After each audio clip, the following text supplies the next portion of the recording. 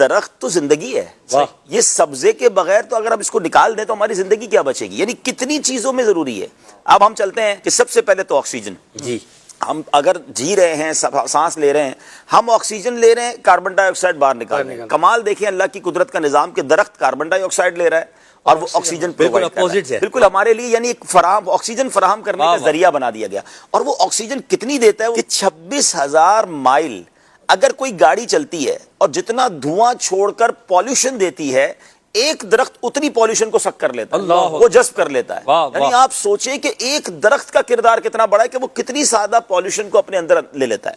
اب اس کے بعد ہماری زندگی میں پھل، اگر میں پھل کھانے کہتے ہیں صحت اچھی نہیں، تھوڑے پھل کھا لو بہتر ہو جاؤ.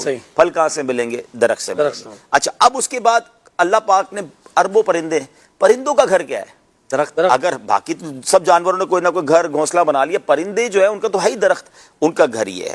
اچھا پھر اس کے بعد ہم آگے چلیں، اگر ہماری زندگی سے کاغذ کو ختم کر دیا جائے، ہماری ساری اسٹڈیز، ساری اسکول، سارا علم جو ہے بہت کچھ کاغذ کے ساتھ شامل ہے. کاغذ کہاں سے ملتا ہے؟ وہ لکڑی سے ملتا ہے. اچھا اب لکڑی بذات خود ایک بہت بڑی ہماری فرنیچر، ہماری پورے گھر میں اگر دیکھیں کہ لکڑی کو وادی کر دیں تو ہمارا گھر تو شاید کھڑا بھی نہ رہ سکے، کیونکہ اب بھی بہت سارے پاکستان یا دنیا میں گھروں میں درختوں پر ہی گھر کھڑے ہوتے ہیں. ان کے جو پلر ہوتے ہیں، آپ ناردرن ایریاز میں چلے جائیں، لکڑی کے کام، جاپان اگر جائیں تو سارے گھر ہی لکڑی سے بنتے ہیں، کیونکہ جہاں زلزلے آتے ہیں. اچھا پھر لکڑی ایک بہت بڑی تعداد، یہ تھوڑی تعداد نہیں ہے، جن کے گھروں کا چولہا آج بھی لکڑی سے ہی چلتا ہے. وہ لکڑی کاٹتے ہیں اور وہی ان کے چولہے کا سبب ہے.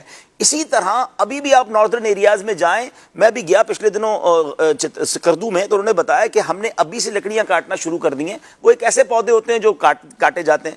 تو ہم اتنے من لکڑی سردیوں سے پہلے اپنے گھر میں جمع رکھیں گے. کیونکہ اب جب یہ پوری برف باری سے وادی ڈھک جائے گی تو اب ہماری زندگی صرف لکڑی کے سہارے ہوگی. وہ آگ جلتی رہے گی اور اس ایک کمرے میں ہم سارے گھر والے بیٹھیں گے تاکہ وہ سردی سے ہم اپنے آپ کو بچا سکیں. تو یعنی اگر آپ اس کے استعمال پر غور کریں، پھر جڑی بوٹیاں، جتنی بھی ہربز ہیں، جتنی بھی جڑی بوٹیاں کہہ لیں، ہربل چیزیں کہہ لیں، وہ کہاں زمین سے ہی تو ملتی ہے نا. جڑی تو جڑی جڑ سے ہی تو نکلی ہے. اب جڑی بوٹی نہیں ہے تو آپ کیا کریں گے؟ اچھا اب ہماری خوراک کو دیکھ لیں، ہم گندم روٹی کھاتے ہیں تو وہ ہمیں زمین دے رہی ہے، سبزہ ہی دے رہا ہے. اب آگے چھ سبزیاں ساری وہ یہاں سے مل رہی ہیں. کسی نے چاول، امیر السر کا چاول برستا تھوڑی ہے، چاول بھی زمین سے ہی اگتا ہے، وہ کھاتے ہیں. اچھا کوئی کہہ جناب میں سبزیاں نہیں کھاتا، گوشت کھاتا ہوں، تو جتنے چوپائے ہیں وہ کیا کھاتے ہیں؟ وہ سبزیاں کھاتے ہیں. یعنی سبزہ، زمین کی پیداوار، گرینری، اگر اس کو تھوڑی دیر کے لیے زندگی سے نکال دیں تو ہماری تو زندگی ایسا لگتا ہے کہ لاچار اور مفلوج ہو جائے گی. تو کس قدر ہماری لائف کا، ہماری زندگی کا اس کے ساتھ تعلق ہے. تو یہ تو واقعی زندگی ہے اور اس کے لیے ہم سب نے سوچنا ہے. یہ صرف دعوت اسلامی کا، FGRF کا کام نہیں ہے. اللہ سلامت رکھے دعوت اسلامی کو کہ ہمیں یہ اویئرنیس دے رہی ہے، ورنہ تو ہر پاکستانی بلکہ دنیا میں رہنے والے ہر انسان کو گرینری کی اہمیت سمجھنی چاہیے. اور جو ابراڈ گئے ہیں وہ جانتے ہیں کہ باہر تو باقاعدہ اس کا ایسا اہتمام ہے محسن بھائی، اور لوگ اتنا پیار کرتے ہیں پودوں سے، گارڈن سے. ہم نے دیکھا کہ وہ بلڈنگ، اچھا ایک تو پارک تو ہیں لیکن بلڈنگوں کی گیلریز میں لوگوں نے پودے لگائے ہوئے ہیں. یعنی ایک میں نے فینومینا سمجھا ہے کہ کچھ لوگ یہی چاہتے ہیں، جنہوں نے کہا نا کہ آئی سائٹ کے لیے، آپ کے مزاج کے لیے گرینری بہت ضروری ہے. کچھ لوگوں نے یہ اہتمام کیا ہے کہ ہم ڈرائنگ روم میں کھانا کھائیں تو بھی ہمیں سبزہ نظر آنا چاہیے. ہم اپنی گیلری کا دروازہ کھولیں تو ہمیں پہلے سبزہ نظر آنا چاہیے.